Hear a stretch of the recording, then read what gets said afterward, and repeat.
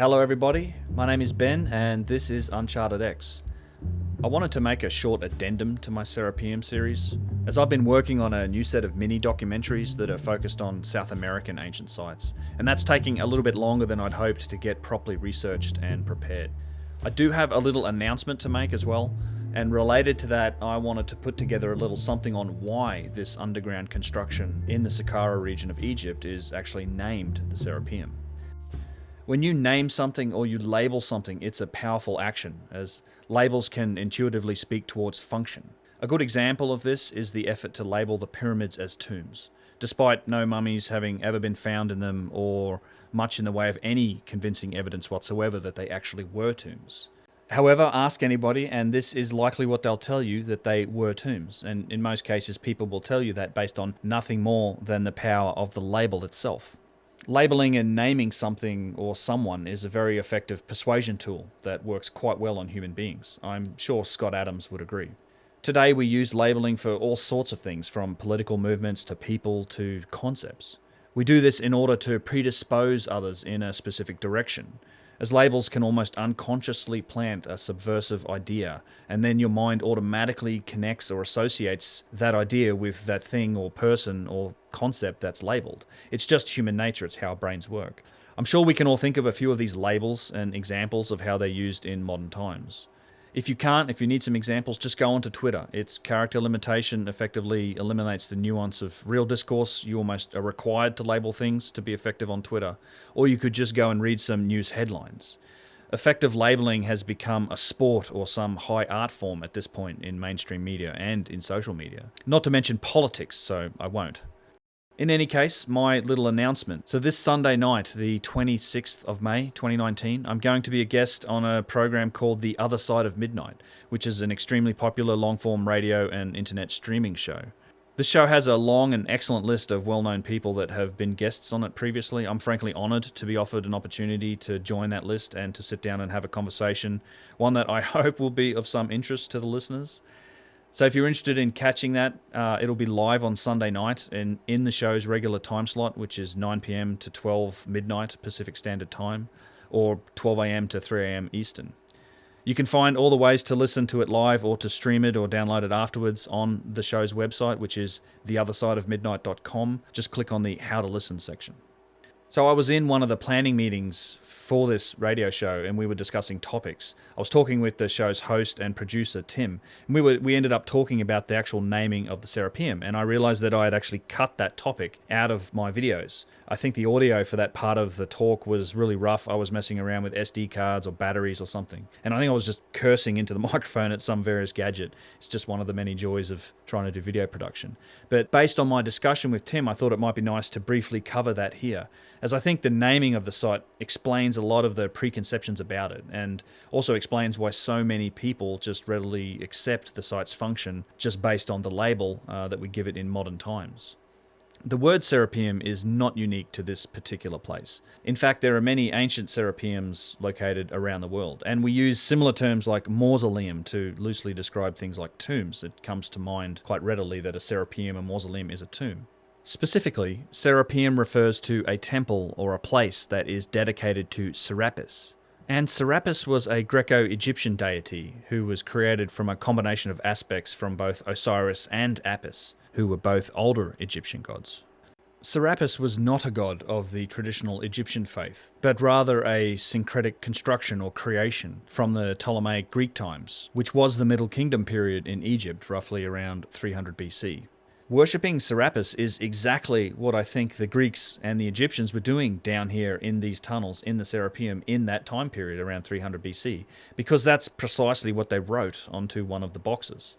If you watched my Serapeum series, you'll know that I make the case for the writings on these boxes coming at a much later date than the manufacture of the boxes themselves, and at a much later date than the construction of the site itself.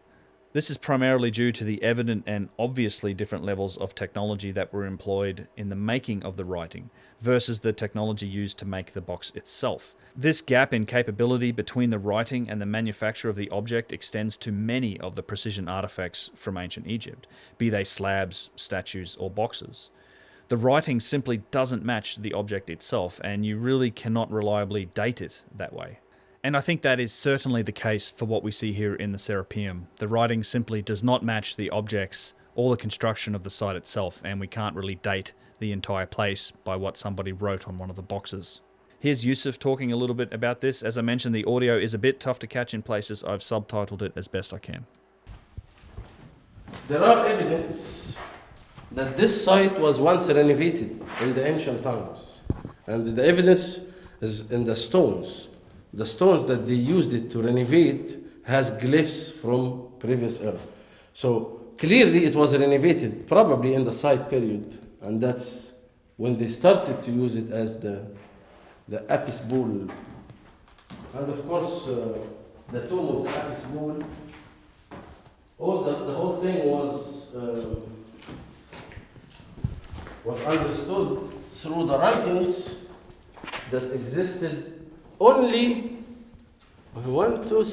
only 3 boxes here in the Serapeum has writings, and the rest are plain, without any writings. So as Yusuf says, there is writing on 3 of the 24 giant boxes in this site, and it's specifically from the writing on this box that they get the name for the Serapeum from, and it's how they date the entire site and all of the objects that they found in it. This box happens to be a huge rose granite piece that sits near the entrance. Its lid is still near the front door, and there was only 1 foot of clearance between this box and the tunnel system it was moved through in order to get here. It's actually one of the largest boxes on the site. It's likely in the 60-ton range as you see it here, although it would have to have been easily more than 100 tons as a single solid piece with the lid as it came from the quarry, and the quarry was most likely Aswan, which is some 500 miles away. Evidence also suggests that the boxes may have been manufactured down here, at least in part. So whether you're moving 60 tons or moving 100 tons, either case, it's just an astonishing achievement that this thing got to where it is and where it stayed so many thousands of years ago. It's around 8 to 9 feet tall, I would guess. I haven't measured this particular box, and it was expertly lowered down into the center of this alcove. Limestone tiles have been placed into the floor around this box. I believe these floor tiles were also renovation work that was done by the dynastic Egyptians in that same Ptolemaic period. Single solid piece of rose granite, that thick. I think this is more than 70 tons. Yeah. This can go for 100 tons, easy. You know? Yeah. So here we have the symbol. You see the bull right here.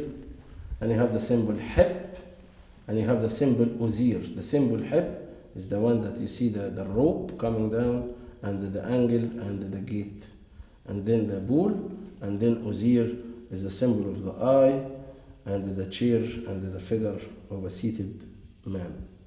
I do my best to try and follow along with the hieroglyphics discussion, but I'm a complete beginner when it comes to that. There is some controversy surrounding this particular series of glyphs, which when you read them from right to left, in the original it's Hep Ozir, and the actual word Serapeum comes from the combination Ozir Hep. So there's a little bit of debate about whether or not they're in the correct order, and that's what you'll hear my buddy Luke asking Yusuf about. So is that technically in the correct place? Like the Osir, or is it the other box where they have Osiris, like in the wrong? Both of them are not supposedly not in the. We cannot understand, but we know that the ancient Egyptian sometimes in one word, not in more than one word, but in one word they can change the location of the signs just to give the harmonious look, right, to fit everything in harmony with it. But anyway, they say the word serapis came from the word Ozir Hep. And in some other cases, the word Ozir Hep is written in order, like Ozir Hep. So they still looked at this and also label it or like pronounced it Ozir Hep. So Ozir Hep, Ozir became Sir, and Hep became Apis. Yes. And this is where the word Serapis came from. And Hep, because of course this is the Greek influence in pronouncing the word. Hep, they don't have the Ha, and they end all the words with S. Yes. Like Ozir became Osiris, and like Hor became Horus. Isis, Isis, So it's like that. So Hep was pronounced Apis. And that's where the word Apis pool came from. So there you have it. The writing does nothing more than date itself. The Serapeum gets its name because that's exactly what it was during the Middle Kingdom, and this was the same time that somebody inscribed those glyphs onto this box. The question becomes, what was this place before that happened? Before the Greeks and Egyptians inherited it and labelled it a Serapeum, and long before we inherited it and labelled it a tourist attraction. This place was something else entirely, and I hope that with more open-minded and scientific research, someday we can begin to puzzle out its original function, and then maybe we'll give this conundrum of history a new label, something that is more fitting to the majestic achievement that it truly is. I hope you all enjoyed that video. I do want to say a huge thank you to all the new subscribers to the channel and all the people that support me via PayPal or Patreon. I simply couldn't put the time into it that I do without your support. It's the reason I keep mentioning this, as much as I don't like doing it, but the value for value model is what keeps the channel ticking. And if you like that idea, you can do so on my website, unchartedx.com/support. Thank you to everyone for all the messages. I get a little bit overwhelmed by it sometimes, but I do try to read and respond as much as I can. I have a lot of content planned. Please remember to give this video a like and subscribe if you haven't done that. If you get the chance, please do check me out on the Other Side of Midnight show this Sunday, 26th of May, 9 p.m. Pacific, or if it's past that date when you're hearing this, all of their show episodes are available on their site, theothersideofmidnight.com. I will catch you all in the next video. Peace.